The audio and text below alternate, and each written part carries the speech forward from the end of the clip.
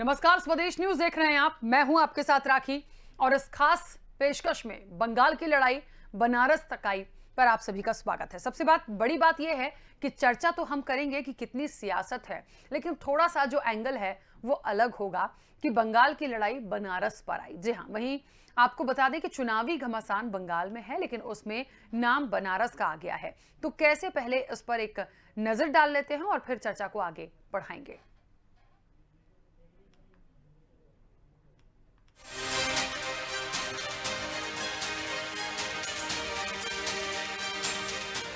चुनाव तो 5 राज्यों में हो रहा है, लेकिन पूरे देश में गूंज बंगाल के चुनाव की है, जहां लड़ाई दादा बनाम दीदी की है। दोनों के बीच की ये लड़ाई अब बंगाल से निकलकर बनारस तक पहुंच गई है। इसकी शुरुआत तब हुई जब पीएम मोदी ने कहा कि ममता बनर्जी को नंदीग्राम से हार का डर सता रहा है और वो दूसरी सीट से चुनाव लड़ सकती हैं। जरा बताइए, ये अफवाह में कितनी सच्चाई है?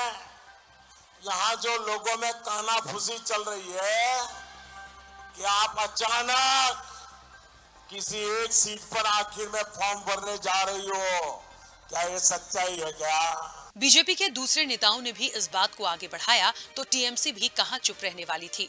उसने न केवल पीएम के बयान को हल्का कहा, बल्कि ये भी कहा कि ममता नंदीग्राम के अलावा एक और सीट से चुनाव लड़ेंगी, लेकिन वो बनारस की होगी और साल 2024 यानी कि ममता मोदी के खिलाफ चुनाव मैदान में उतरेंगी। अमित शाह जी, आपका माइंड गेम्स नहीं चलेगा। खेला होबे, खेला भालो शुरू होएছে। At the dirty trick statement made by Narendra Modi ji, and I'm restricting myself by not saying made by the Prime Minister. We respect the chair of the Prime Minister. We have no respect for Narendra Modi when he makes a statement like this. It is what we call a cheap shot in the middle of an election, saying that Mamta Banerjee will fight a second one because it's on the 6th of April is the next day for closing nominations. TMC की इस चुनौती पर PM Modi ने फिर चुटकी ली। उन्होंने कहा कि बनारस के लोग उदार हैं, वो ममता को तो स्वीकार कर लेंगे, लेकिन ममता बनारस के लोगों से वोट कैसे मांगेगी, क्योंकि ममता को भगवाधारियों, तिलकधारियों और गमछे वालों से नफरत है और बनारस में तो ऐसे ही लोग मिलेंगे। दीदी की पार्टी अब कह रही है कि दीदी अब वाराणसी से लोकसभा चुनाव लड़ेगी। बंगाल के लोगों की तरह बहुत विशाल है। जैसा आप लोगों का दिल उदार है ना, मेरी काशी के लोगों का दिल भी ऐसा ही उदार है भैया। ये जरूर है कि वहां आपको तिलक वाले लोग बहुत मिलेंगे, चोटी वाले लोग बहुत मिलेंगे। यहां आप जय श्री राम की आवाज से चिढ़ती है, वहां आपको हर 2 मिनट के बाद हर हर महादेव भी सुनने को मिलेगा। दीदी, ओ दीदी,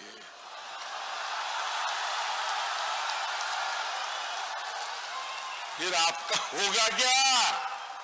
आप क्या करोगी? किस पर गुस्सा करोगी? मोदी का ये कहना गलत भी नहीं, क्योंकि ममता लगातार बंगाल में यूपी, बिहार या कहें कि उत्तर भारतीयों और हिंदू समर्थकों का माहौल उड़ाती आ रही हैं। सब कोटा गुंडा বাইরে থেকে আসছে, सब कोटा गुंडा, বহিরাগত গুন্ডা। আপনারা জানেন নন্দীগ্রামে কি করেছে? গ্রামে গ্রামে গিয়ে বলেছে বিজেপি, তোমার মেয়েকে লুট করে নিয়ে যাব, তোমার বাচ্চাকে কিডন্যাপ করে নিয়ে যাব। একটা বউ তার হাজবেন্ডকে এমন মেরেছে, সে শাড়ির আঁচল নিয়ে আমাকে বলছে, দিদি আমার শাড়ি, আমার প্রাণ ভিক্ষা দাও, এরা আমাদের মেরে ফেলবে। বাইরে বিহার থেকে এসছে, উত্তরপ্রদেশ থেকে এসছে, গুন্ডাগুলোকে সব পাঠিয়ে দিয়েছে পশ্চিম বাংলায়। আগামী দিন যদি শান্তিতে থাকতে হয়, ভালো থাকতে হয়, ওই বিজেপির গুন্ডাদের ভোট দেবেন না। बहरहाल बंगाल की इस लड़ाई में 2024 के लोकसभा चुनाव की झलक दिख रही है। ममता बनारस से लड़ें या न लड़ें, बनारस में इसकी चर्चा शुरू हो गई है और सियासी हलकों में ये चर्चा है कि क्या मोदी के खिलाफ आक्रामक रुख अख्तियार करने वाली ममता सचमुच अगले लोकसभा चुनाव में मोदी के खिलाफ संयुक्त उम्मीदवार होंगी, और हाँ तो वो कितनी चुनौती दे पाएंगी। काशी का फगुआ बड़ा जबरदस्त है, काशी का फगुआ बड़ा जबरदस्त है, काशी का फगुआ बड़ा जबरदस्त है। और हर पिचकारी मोदी ने किया कमाल है, केसरिया रंग से रंगा बंगाल है, रंग फीका किया है कहना है, रंग फीका किए हैं ममता का अमित शाह, बोलो सारा रा। बंगाल में खेला होबे बोली ममता दीदी, बंगाल में खेला होबे बोली ममता दीदी, खेला नहीं विकास करूंगा मैं हूँ मोदी जिद्दी, बोला हाय हाय रे है हा। बात प्लास्टर ममता दीदी चले मेड की चाल, बात प्लास्टर लंगड़ी दीदी चले मेड की चाल, नड्डा शाह ने हिला दिया है आज पूरा बंगाल, बोला हाय रे हाय है हा।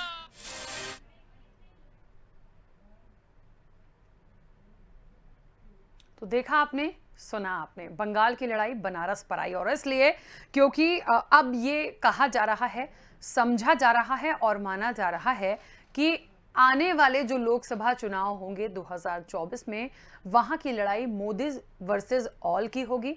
और मोदी वर्सेस ऑल के साथ सबसे बड़ी बात यह होगी, यदि ऐसा होता है तो समीकरण क्या बनेंगे, और इनसे भी सबसे ऊपर यदि हम चलकर देखें तो आने वाले लोकसभा चुनाव में उम्मीदवार के रूप में, प्रतिद्वंदी के रूप में क्या नरेंद्र मोदी के सामने ममता बनर्जी होंगी? ये बहुत सारे ऐसे सवाल हैं जिनके जवाब हम लेंगे। और निश्चित तौर पर पश्चिम बंगाल का जो चुनाव इस बार हुआ, वो सबकी नजरें, हमने बार बार आपको बताया कि देश भर की निगाहें वहां थी, क्योंकि जो भारतीय जनता पार्टी कभी वहां खाता नहीं खोल पाई, इक्का दुक्का छोड़ दीजिए, लेकिन जो वर्चस्व इस बार दिखा, जो प्रभाव इस बार दिखा, जो रोड शो इस बार दिखे, और जो परिवर्तन यात्रा इस बार दिखी, ऐसा लगा कि कड़ा मुकाबला दिया गया है टीएमसी को। बहरहाल सब कुछ जनता जनार्दन के हाथ में है। देखिए, हर राजनीतिक दल, हर दिग्गज अपनी पार्टी को और अपनी पार्टी के लिए मेहनत करता है, वोट अपील करता है और विकास की बात करता है, लेकिन जनता का मूड क्या है, जनता किसे जीत का सेहरा पहनाएगी, ये उससे बड़ा फिर इस लोकतंत्र में कोई भी नहीं है। हम विस्तार से चर्चा करेंगे, कई सारे मेहमान हमारे साथ जुड़े हैं। सबसे पहले आपका परिचय करा दें। भारतीय जनता पार्टी का पक्ष रखने के लिए हमारे साथ गौरव मिश्रा जी जुड़े हैं। गौरव जी, बहुत स्वागत चर्चा में शामिल होने के लिए। कांग्रेस का पक्ष रखने के लिए हरेंद्र मलिक जी हमारे साथ जुड़े हैं। हरेंद्र जी, आपका भी बहुत स्वागत है। और टीएमसी का पक्ष रखने के लिए फरीद खान जी हमारे साथ जुड़े हैं। फरीद जी, आपका भी बहुत स्वागत है। चर्चा की शुरुआत में सबसे पहले गौरव जी आपसे करना चाहती हूं।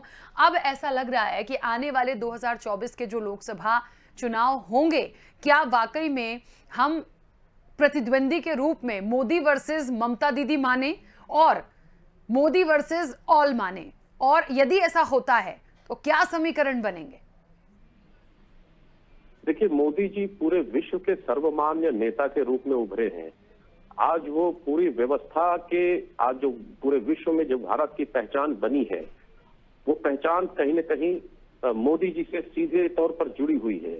ममता बनर्जी एक प्रदेश की नेता है और पूरा विपक्ष मिलकर के मोदी जी के विरुद्ध अनेकों प्रकार से चुनाव लड़ करके देख चुका है, अपनी ताकत आजमा चुका है। ठीक उसी प्रकार जब बाढ़ आती है तो सांप, गोजर, बिच्छू सब एक ही पेड़ पर साथ लिपटे पड़े दिखाई देते हैं। उसी प्रकार ये विपक्ष भी मोदी के विरुद्ध जो है लड़ करके देख चुका है, आजमा करके देख चुका है। और रही 2024 में काशी से चुनाव लड़ने की जहां तक बात है, तो इन्हीं की तरह एक व्यक्ति और थे जो केजरीवाल स्वप्न देखते थे कि भारत के प्रधानमंत्री 10 वर्ष में बन जाएंगे। उन्होंने भी अपने आप को आजमाया था 2014 में, और 2014 में क्या हश्र हुआ वो कुछ छुपा हुआ नहीं है। और किस तरीके से वो आयातित कार्यकर्ताओं के बल पर चुनाव को खड़ा करने का प्रयास कर रहे थे।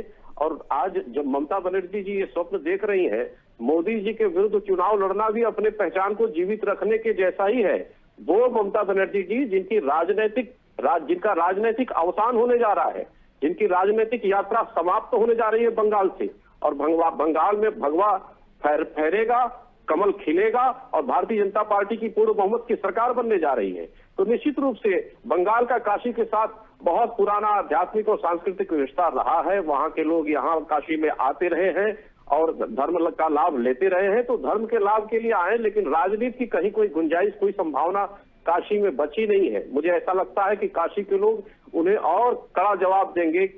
मुझे लगता है कि केजरीवाल से भी ज्यादा दंड काशी विश्वनाथ के लोग देंगे उनको, इसमें कोई दो राय नहीं, क्योंकि 10 वर्षों में जो तांडव वहां पर बंगाल के अंदर में ममता बनर्जी जी की पार्टी ने, उनकी सरकार ने जो मचाया है, उसको काशी के लोग बखूबी जानते हैं, देखते हैं, और वो आजमा ले। काशी तो मोक्ष की नगरी है, जो पाप वहां किया होगा उन्होंने, उसका प्रायश्चित काशी में हो जाएगा। इसलिए 2024 में निश्चित रूप से उन्हें काशी जाना चाहिए और वहां खुद को आजमाना चाहिए। चलिए, फरीद खान जी जुड़े हैं। फरीद जी, क्या लगता है, दो सवाल हैं। एक तो ये कि अगली जो लड़ाई या अगली जो जंग हम चुनाव की, लोकसभा चुनाव की देखेंगे, उसमें क्या मोदी वर्सेस ऑल होगा, और दूसरी चीज, क्या प्रतिद्वंदी के रूप में ममता बनर्जी होंगी, क्या बंगाल की जो लड़ाई है वो बनारस तक आती जो दिख रही है, क्या उसको ममता बनर्जी गेन कर पाएंगी?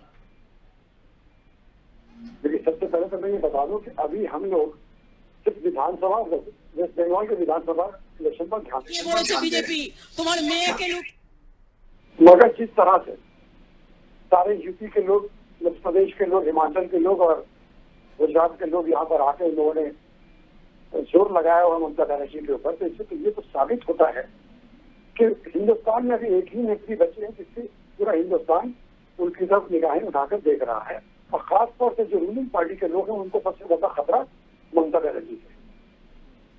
यकीनन पड़ता, पहले तो हम वेस्ट बंगाल के इलेक्शन पर ध्यान दे रहे हैं, इसका रिजल्ट निकालेंगे और इंशाल्लाह बहुत अच्छा रिजल्ट हमारा आने वाला है। हम पूर्ण बहुमत में सरकार बनाएंगे। उसके बाद अगर देश ने चाहा, देशवासियों ने चाहा, तो हम जरूर ममता बनर्जी को ले जाकर बनारस का इलेक्शन हमारे प्रधानमंत्री जी के सामने ही लड़ाएंगे, क्योंकि जिस तरह से प्रधानमंत्री जी ने एक देश के प्रधानमंत्री की गरिमा को दांव पे रखकर जिस तरह से वो लड़ने की कोशिश कर रहे हैं, जिस तरह से ऊंची भाषाओं का प्रयोग कर रहे हैं, बंगाल की जनता को ये बात अच्छी नहीं लगी, और बंगाल की जनता ममता बनर्जी से आग्रह कर रही है कि ममता बनर्जी अब बस बहुत हो गया, अब आप इनके विरुद्ध चल के इलेक्शन लड़िए। पहले हम 2 दिन का इंतजार करते हैं, और हम यहाँ सरकार बनाने के बाद अगर पूरा देश ने चाहा तो निश्चित तौर पर ममता बनर्जी जाएंगी, और बनारस का क्या, मोदी जी जहां से भी इलेक्शन लड़ेंगे उनके विरुद्ध इलेक्शन जरूर लड़ेंगे। बिल्कुल। चलिए, हमारे साथ हरेंद्र मलिक जी भी जुड़े हैं कांग्रेस का पक्ष रखने के लिए। हरेंद्र जी, क्या लगता है, आपसे भी जानना मैं सबसे पहले यही चाहूंगी कि आने वाले लोकसभा चुनाव और बंगाल की लड़ाई बनारस पर आई जो हम चर्चा कर रहे हैं, कितना ये सफल हो पाएगा ममता बनर्जी के लिए, और क्या वाकई में आने वाले इलेक्शन जो हैं वो मोदी वर्सेस ऑल के होने वाले हैं?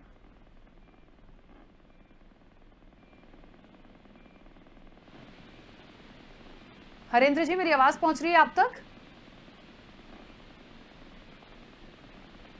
हरेंद्र जी तक शायद मेरी आवाज नहीं पहुंच रही है। दोबारा कनेक्ट करने की उन्हें कोशिश करेंगे, लेकिन लगातार हमारे साथ गौरव जी भी जुड़े हुए हैं।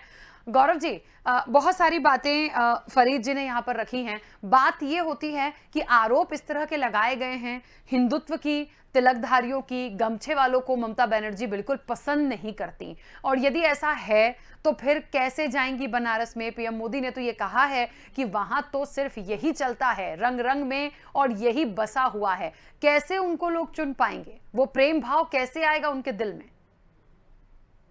देखिए, बनारस में, काशी में एक मोहल्ला है बंगाली टोला, और बहुत बड़ी संख्या में वहां पे बंगाल के लोग यानी बंगाली लोग रहते हैं, और उसी से जुड़ा हुआ एक मोहल्ला मदनपुरा। दोनों का रिश्ता इस प्रकार का है कि जैसे शरबत में पानी में चीनी घुल जाए और वो शरबत बन जाए। और ममता जी जब आएंगी बनारस, काशी जब जाएंगी, तो निश्चित रूप से देखेंगे कि यहाँ की संस्कृति किस प्रकार की है। यहाँ की संस्कृति, बनारस की जो संस्कृति है वो विभिन्न प्रकार की है।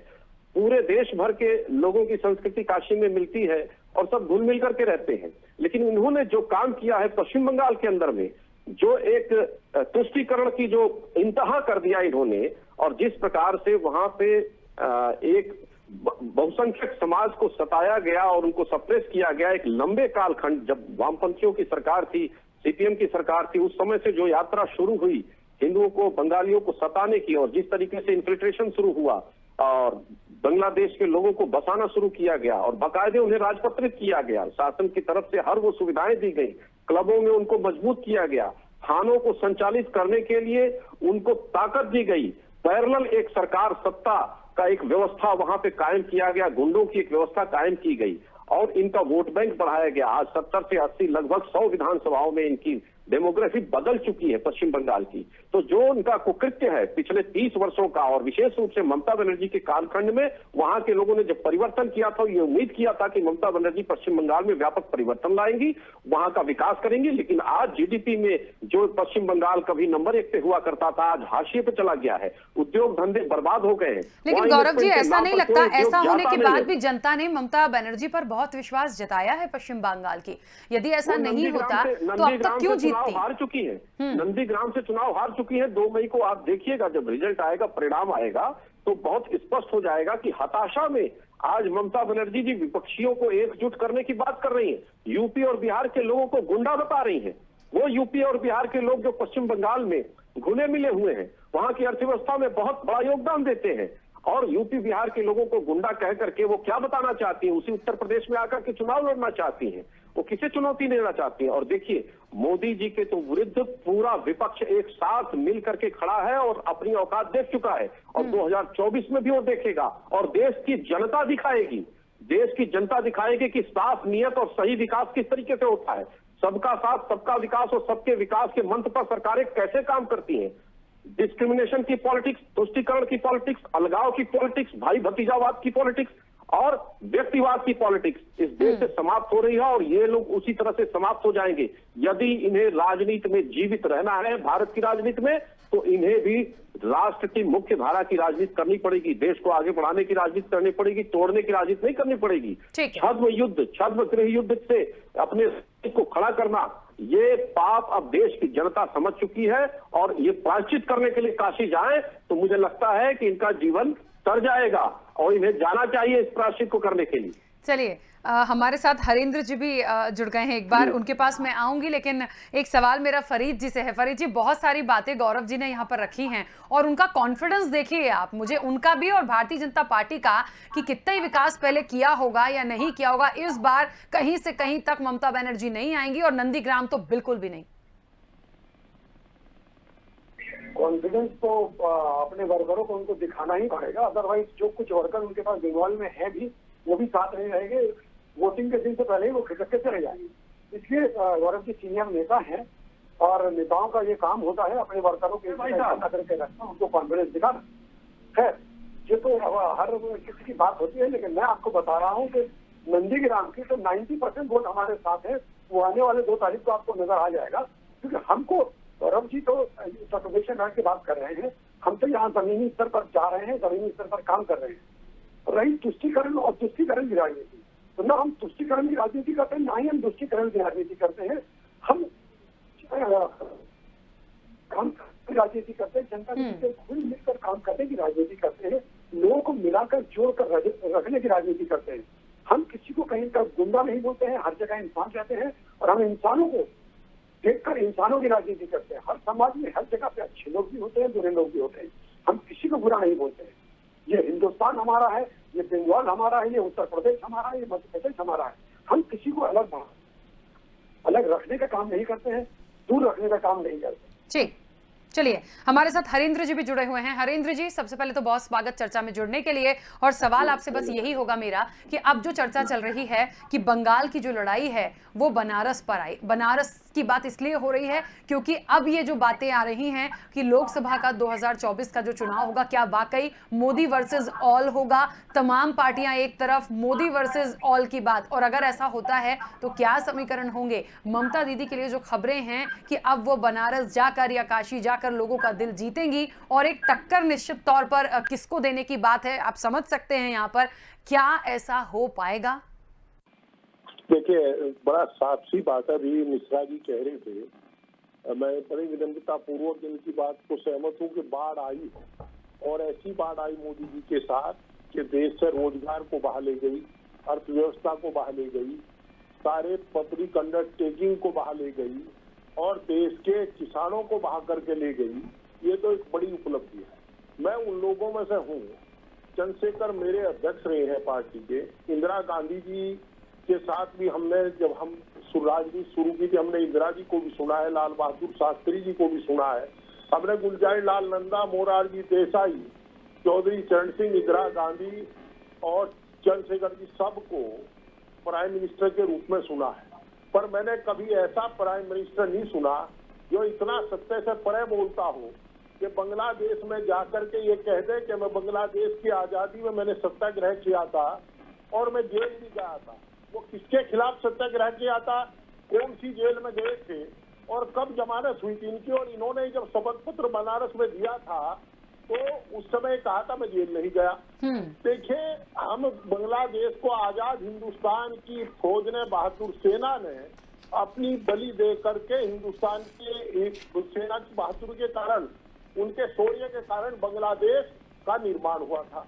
और तत्कालीन हिंदुस्तान के नेतृत्व ने बड़ी विनम्रता से शेख मुजीबुर रहमान साहब को सत्ता सौंप दी थी और ये कहते हमने सत्याग्रह किया था। तो ये बाढ़ तो आई है, पर बाढ़ सत्य से परे बोलने की आई है, बाढ़ झूठे वादों की आई है।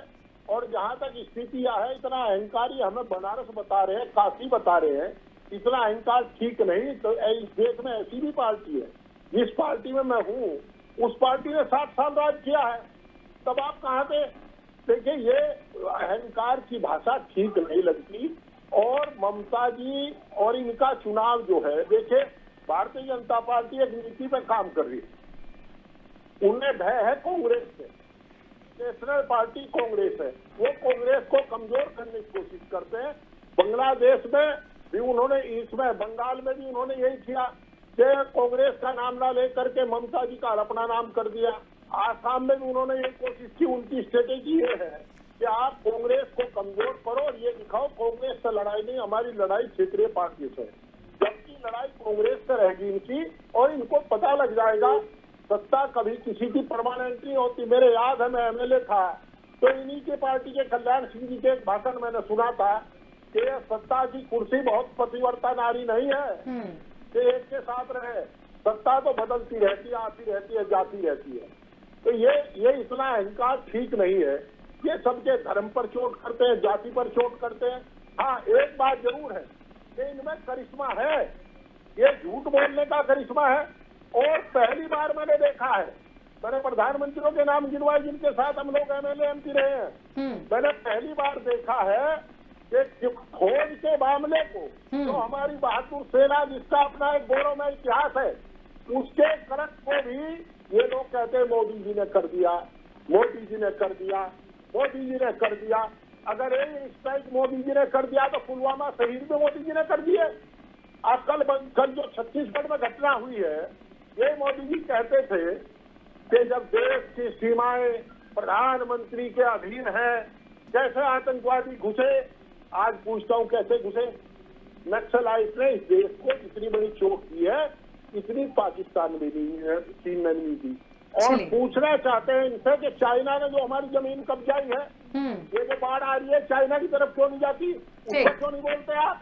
आपने सारी जमीन, चाइना ने आज 32 किलोमीटर अंदर आ चुका है चाइना, आप बोलते नहीं। हाँ, एक काम आपने बड़ा किया है, पहली बार किसी देश के मुखिया ने दुनिया के इतिहास में ये कहा होगा, मैं एक वो बनाता हूँ और पीएम बना, और उसमें पहली बार ऐसा होना कि देश का मुखिया ये कहता है कि इसका ऑडिट नहीं होगा, ऑडिट नहीं होगा तो हेराफेरी करोगे। ठीक बात है हरेंद्र जी, चलिए बीच में रोक रहे हैं। मुझे लगता है गौरव जी, बहुत सारे सवाल हैं और विपक्ष तो देखिए अपना धर्म निभाएगी कहीं भी हो। हम यदि सेंट्रल की बात करें, स्टेट की बात करें, तो बंगाल में कांग्रेस कितनी क्या है ये हम और आप बहुत अच्छे से जानते हैं। लेकिन कुछ जगह की बात की जाए तो खत्म तो नहीं कह सकते, लेकिन हाँ, जो धर्म जितना अपना निभा सकते हैं उतना निभा रहे हैं। और उसके नाते बहुत सारे कड़े सवाल भारतीय जनता पार्टी और नरेंद्र मोदी से है। मुझे लगता है जवाब आप बेहतर दे पाएंगे। देखिए, निश्चित रूप से लोकतंत्र में एक स्वस्थ विपक्ष का होना बहुत आवश्यक है, इसमें कोई दो राय नहीं है। लेकिन समस्या वहां आती है जब हमारे साथी ये कहते हैं कि अहंकारी पार्टी कौन होती है? जब अकेले सिर्फ इंदिरा जी 50-50 सरकारों को अपने विशेषाधिकार से 356 का प्रयोग करके गिरा देती हैं, उसे अहंकार करते हैं। नेहरू जी जब अंबेडकर जी को हरवा देते हैं, उसे अहंकार कहते हैं।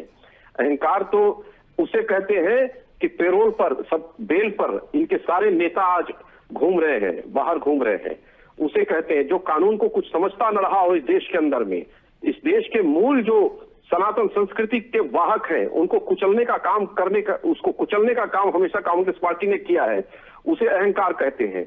आज पूरे देश में जो कर्ज में डूबा हुआ पूरा देश था, आज अकेले जितना विदेशी कर्ज है उससे कहीं ज्यादा विदेशी मुद्रा भंडार भारत के अंदर में आया है। आज देश में आज सबसे ज्यादा शासन करने वाली कांग्रेस पार्टी के शासनकाल में होने के बावजूद भी 40 करोड़ लोगों के जनधन खाते खोले जाते हैं, ये इन्हें दिखाई नहीं देता।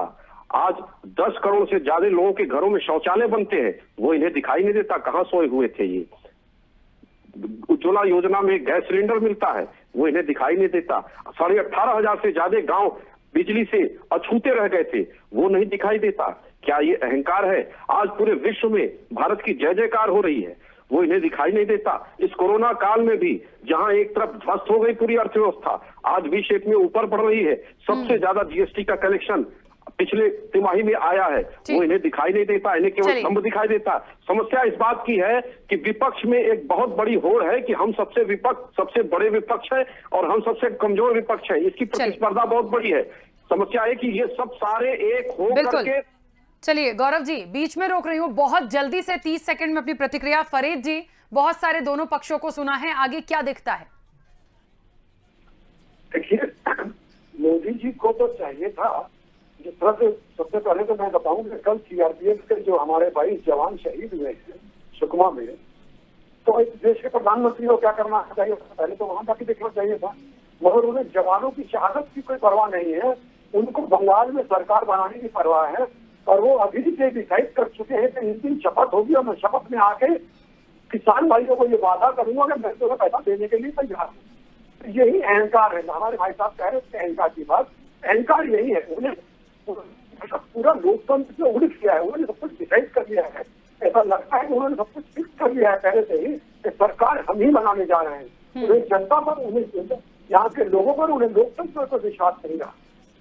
बिल्कुल, अहंकारी समय की सीमा है। आप सभी मेहमानों का बहुत शुक्रिया। फरीद जी, आपको भी बीच में रोक रही हूं। देखिए, चर्चा चल रही थी बंगाल की लड़ाई बनारस पर आई, और सबसे बड़ी बात इसलिए भी कि जितना इंतजार किया जा रहा है इन तमाम चीजों के लिए, और ये जो बातें आ रही हैं कि अगला इलेक्शन मोदी वर्सेस ऑल, और तीसरी सबसे महत्वपूर्ण बात कि क्या वाराणसी तक ममता बनर्जी पहुंच पाएंगी, उतना वर्चस्व उनका होगा।